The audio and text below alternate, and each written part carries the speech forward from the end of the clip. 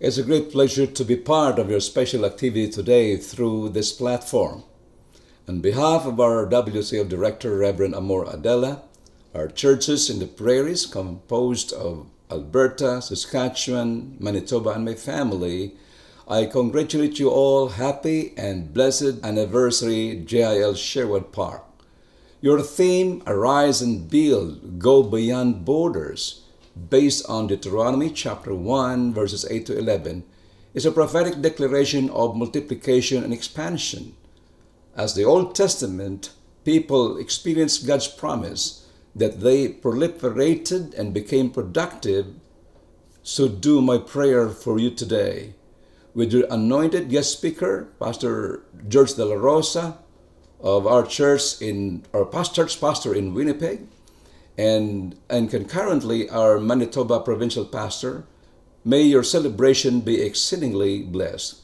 Congratulations to the entire leadership of JIL Sherwood Park, headed by our dynamic pastor, Pastoral Lourdes Cruzat, for all your works and labor of love in making this event a memorable one. God bless you all beyond measure. Praise the Lord, praise the Lord. A blessed 8th anniversary po sa ating JIL Sherwood Park. Supervised by Pastoral Lourdes Cruzat. This greetings is taken dito po sa JIL Pampanga. So, greetings from the Philippines, greetings from Pampanga, sa lahat ng mga kapatid po dyan sa JIL Sherwood Park. Ang kumukuha ngayon ay itong mga mekeni ng mga kabalen, di matangkihan couple, Brother Ron and Sister Michelle. At sila'y nakiusap if I could give a simple greetings, and of course it's a great pleasure po. Nakakatuwa na kapag may mga JIL chapters that are being established in the various places in this world, that means people will come to know the Lord Jesus Christ. They will begin to experience a touch of heaven in this side of this creation of God sa pansamantalang mundong ito. So thank you so much po sa inyong masikap na pagpapagal upang ipalaganap ang mabuting balita ng kaligtasan ng Lord Jesus Christ dyan sa inyong place of assignment sa Sherwood. Ang tema po ninyo ay very challenging. Go beyond borders.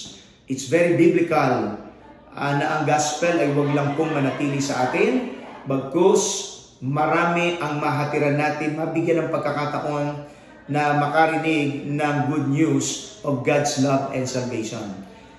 In fact, our Bishop Brother Eddie ay madalas na ito ay sinasabi that JIL Church exists to give as many people as we can a chance to hear the gospel of Christ. So mga kapatid, congratulations po sa inyong pagpapagal dyan sa pamumuno ni Pastora Lourdes at sa patnubay ng inyong pong supervising pastor, Pastora Mirna. Kasali siya, dalaga, pero ngayon bantugan ba? Bantugan ngayon. So we were there last time, so I really thank God for your lives there. To God be the glory, more victories to come. Sa mapagpalang araw po, mga minamahal po naming mga kapatid sa JIL Sherwood Park. Ako po si Brother Gilbert from JIL Hinton. Isa pong kagalakan at pribilehiyo po para sa akin na ako po'y mabigyan ng pagkakataong bumati po sa inyo pong ikawalong taon anibersaryo. Una po sa lahat, nagpapasalamat po kami sa Panginoon sa buhay po ng bawat isa po sa inyo dahil kayo po'y naging pagpapala po sa amin dito po sa JIL Hinton. At lalong-lalo na po sa buhay po ng ating pong pinakamamahal, Pastoral Lourdes Cruzat, ang kanyang pamilya at maging ang mga leadership po ng JIL Sherwood Park na nagsisilbi pong huwaran sa amin po dito sa JIL Hinton sa paglilingkod sa ating pong Panginoon. At our lowest time, isa po kayo sa mga nag-encourage po sa amin. Kaya napakalapit po sa puso po namin ang JIL Sherwood Park. Ganon din po sa mga pagtitrain sa mga leaders po natin dito sa JIL Hinton. Napakalaki po ng kontribusyon ng inyo pong simbahan. Kaya sa oras pong ito, hayaan nyo po na kayo po ay akin pong pasalamatan. At higit sa lahat, batiin.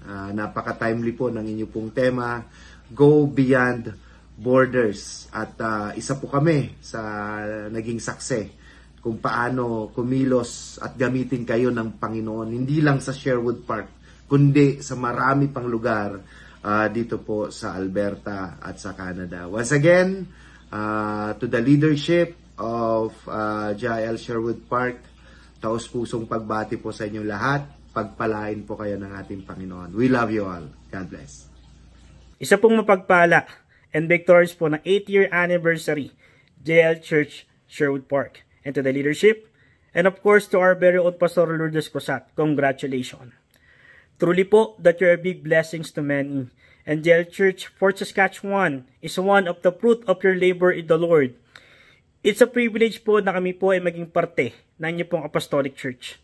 Salamat po for your unending support for each one of us, for helping us to grow with our spiritual faith, extending God's goodness, and not grow weary in doing good for God's kingdom. I know po that God is going to extend your territory. As you arise and build, go beyond borders. More people are coming to your church. More leaders and workers are going to be your partner in God's kingdom. More church planting are going to be planted. We admire you po for your passion and dedication to the ministry. Isa po ito sa mga paborito pong verse ni Pastor Lourdes. At alam ko po na lahat po tayo, naging paborito na rin po ang verse po nito in our service with the Lord. Sabi po sa Galatians 6 verse 9, do not grow weary in doing good, for in the right time, we are going to reap the harvest. And truly po, na nakikita na po natin yung harvest for all your labor in the Lord. Kaya mga kapatid, tatandaan po natin, sabi po ni Paul, therefore, my dear brothers and sisters, stand firm, let nothing move you. Always give yourself fully to the work of the Lord because you know that your labor in the Lord is not in vain. Kaya mga kapatid, in behalf po of JIL Church Fort Saskatchewan, maraming salamat po and God bless us all.